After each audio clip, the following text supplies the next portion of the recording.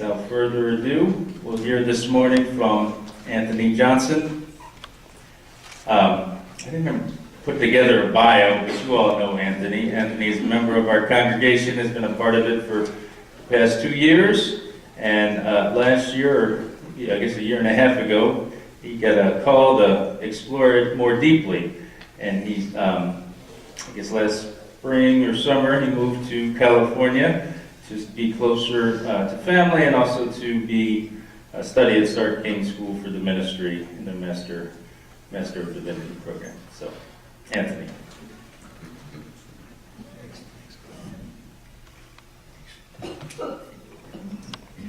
Well, that being said, I think I can just say hello and see you later. That kind of sums it up. Well, good morning, and welcome to Sedona Unitarian Universalist Fellowship. It's nice to see all these beautiful faces. I'm so glad y'all took time to come out and hang out with us. And thank you again for the invitation to stop by and say hello. It is indeed an honor and a pleasure. You know, when Glenn, those words he said, today's sermon is called Soul Surrender. And those words that he spoke speak to my soul. So at the risk of reiterating, I'd like you to hear those again. And he said, and I quote, "We do not ask what you believe." That's profound for me. That's why I'm here, you see.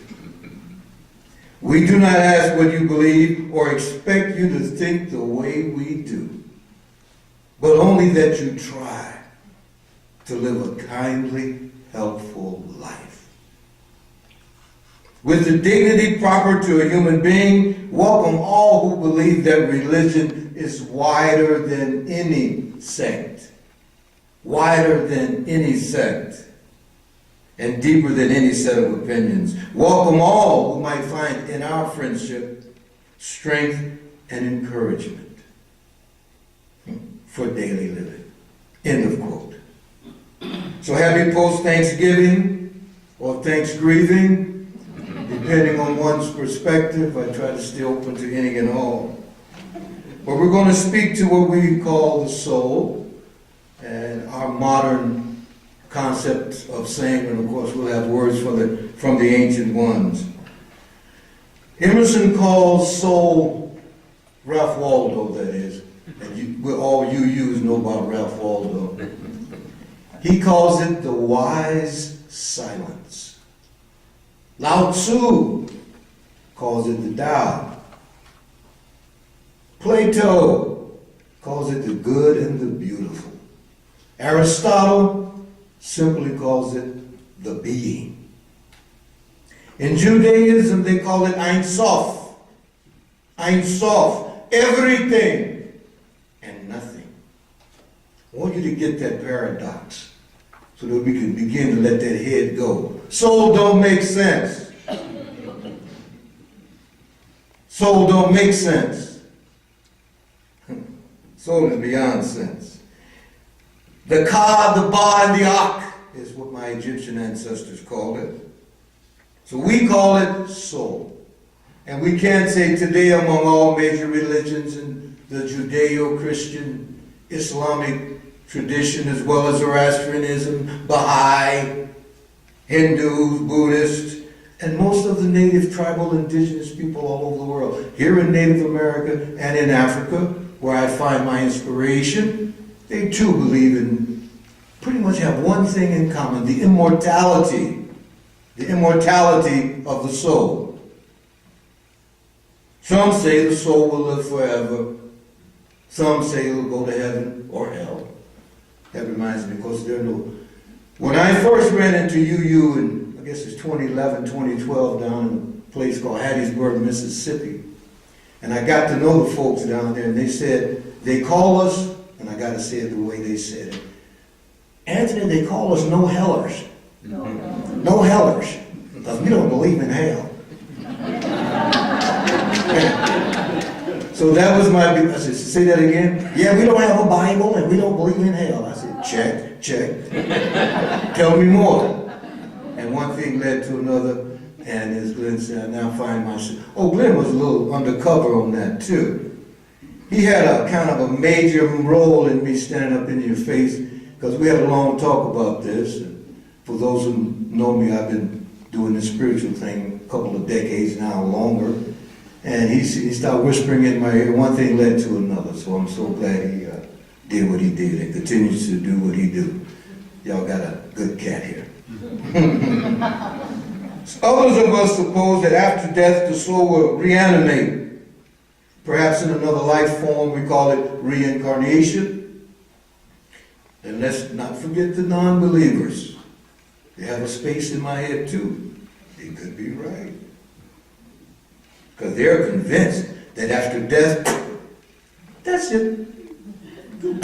That's it. There is nothing. But I believe, like Emerson, that we are part of the soul of the whole. It resides in every single person. The person that's sitting next to you, the one you ignored on the way here this morning, and the one you spent time with in the mirror this morning. Soul resides there. At one time, we understood and we danced with what I call the unity of the soul. That's when we were, I'll borrow the phrase from my friend Sharif Abdullah, he speaks of the menders and the breakers and the keepers. There was a time when we all were keepers. We kept with the tradition. And like my favorite Western shaman says, our biggest issue, our biggest problem is that we believe we are separate from nature. That shaman's name is Albert Einstein. He said that is the greatest illusion under which we suffer as a culture. That nature is something out there, man, and we are this individual. So I know I got some Googlers out there, so I want you to Google when the word individualism, when that term entered the English language, the concept that you are an individual, or as I like to say, you think you popped out of a microwave or something, or that you are perhaps that bantered about phrase, self-made. No. My ancestors are smiling. No. We're all the sons and daughters of the sons and the daughters of mothers and fathers and mothers and fathers and mothers and fathers as far back as we can go. So it is on their shoulders that I stand today. So with the keepers, we kept with the tradition. We knew that the land was us, the sky was us. There was no separation. Then along came the breakers. I love the breakers. Breakers do good stuff. Let's give it up for the breakers. I'm not mad at the breakers. But fries came with that shake. We lost our concept of tribe and of community, and I dare say soul. For a lot of us, our soul has been replaced by something that's very shiny and important. We call it wealth.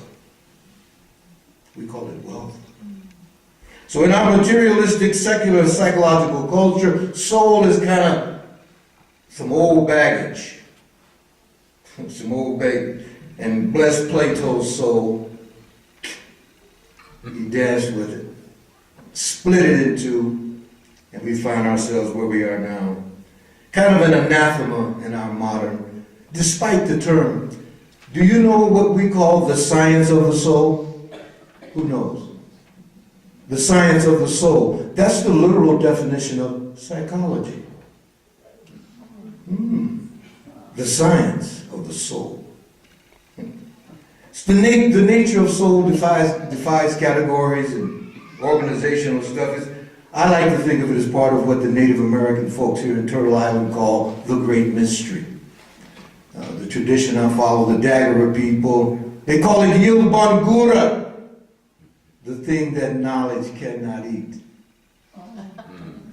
Yeah, there are some things you just believe it or not, you just can't figure out. We can't figure out, let's be clear. So these things are what I call elemental. They are of the fire.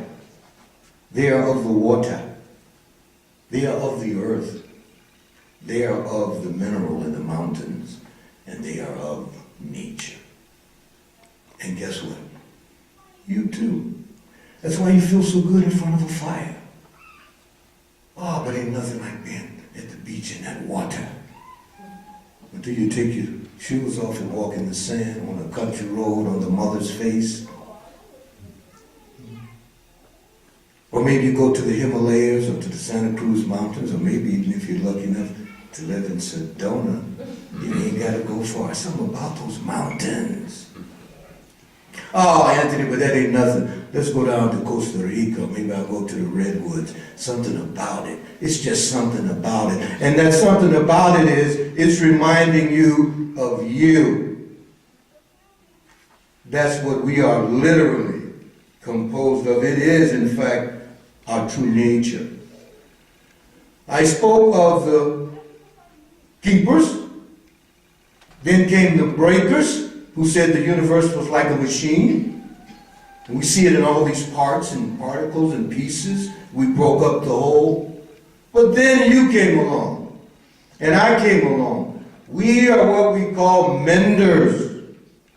We are breakers. I want to own my breakership. I are a breaker too. But I am also a mender, which I hope you will voluntarily, well, I know most of you are. What are menders? Menders are breakers who remember the ways of the keepers. It's in your bones, not up here. Bless this. We love this. We ain't got nothing against this. But what we're talking about is in here. It's in the soul. It's in the bones. I mentioned Ralph himself earlier. Let's quote Mr. Emerson and see what he says about it. And I quote, "That great nature in which we all rest, as the earth lies in the soft arms of the atmosphere, is that unity, that oversoul, within which every man and woman, particular being is contained and made one with all other. We live in succession, though. We live in pieces and in particles. Meantime, within man and woman is the soul of the whole, the wise silence, that universal beauty to which every part and particle is equally revealed, the eternal one, and this deep power in which we all exist, and whose beatitude is all accessible to all of us. It's not only self-sufficing and perfect in every hour, but the act of seeing and the thing that's being seen, the observed and the observable, the subject and the object are one. One thing, man. One thing. We see it as the sun, and that's the moon, the animal, the tree, but the whole, of which these things are shining parts. That's the soul. End of quote. By the way, you do know, no one in this congregation has a soul, whether they are present here or not. You do not have a soul. You are a soul. It's just a commercial we haven't got lately. You are a soul. You do not have a soul. So that's the essence of my sermon, or what I call an offering of today, is to remind us of that. The belief that I'd like you to try it on, the belief that we're all souls. Can you take a deep breath with me on that one? Yeah, that we're all souls. And when I look into your eyes, I have a theory, I believe. I call it chakra food. That's what feeds the chakras. You didn't come in a squirrel or a scarab this time. Doggone it. You came in a human. We are social animals who do not have eyes in the back of our head. We cannot see. I can't see what I'm doing. I have to rely on you and you. It is who we are. Eye contact is chakra food. Food for the soul. And that's what keeps the chakras hot. So don't be no sidewalk watcher. You know what a sidewalk watcher is? They see you coming. Don't be no sidewalk watcher. Walk like your mama told you to walk. Don't be no love botcher. Don't be no sidewalk watcher. It's what keeps the chakras up. But there are those, I consider myself a scientist too, so I understand what color is the soul? How much does the soul weigh? What's the size of this thing? You ever seen this thing? We say the world we exist is like the top of my hand. Observable, it's the skin. But the ancient ones, and still some of the old ones around, recognize the other hand, the other side of the hand. This is only the skin. Anybody in here ever had a dream? Where does that come from? You ever ordered up a dream? No, the old ancient ones know this is but one side of the world. You don't have to figure it out. In fact, you can spend the rest of your life trying to figure it out. Hey, Mikey, let it go. Surrender to the soul. The Zulu call it the Moya. Is it unreal fantasy? I think not. So I want to call on one of my old other friends, an ancient Persian poet called, not Rumi, who's that other guy? Hafez, yes. Hafez says, and I quote, all the particles of the world are alive and just like you, looking for lovers. Pieces of straw tremble in the presence of amber. His teacher's death unleashed a torrent of ecstatic poems. Lovers, now is the time for the taste of fire. It is time for the taste of fire. Let sadness and your fear of death, let it sit in the corner and sulk. The sky itself reveals one love. There is one being inside of all of us. One peace. So all of you poets, let every word tremble in the wind bell. Saddle that horse. Saddle that horse with great anticipation. You see, we are still riders in our young age. We're still riders. We're still poets. Soul still flows in our blood. I dare say it is in our bones, resonating in a kind of simmering sauce, waiting to be served, waiting to be surrendered to, waiting to be served, end quote. I just hope in my soul that this is not the last supper. So let's do a little something for our bodies. Let's embody this. I'd like you just to tap yourself right here. What some believe is the reservoir of the soul. And you just tap that with me like that. Thank you so much. There is only one nation, the nation of the heart. There really is only one people. Come on. The people of the heart. There is really only one race, the race of the heart. There is one gender, the gender of the heart. There really is only one religion, the religion of the heart. There is one spirit, the spirit of the heart. So thank you so much.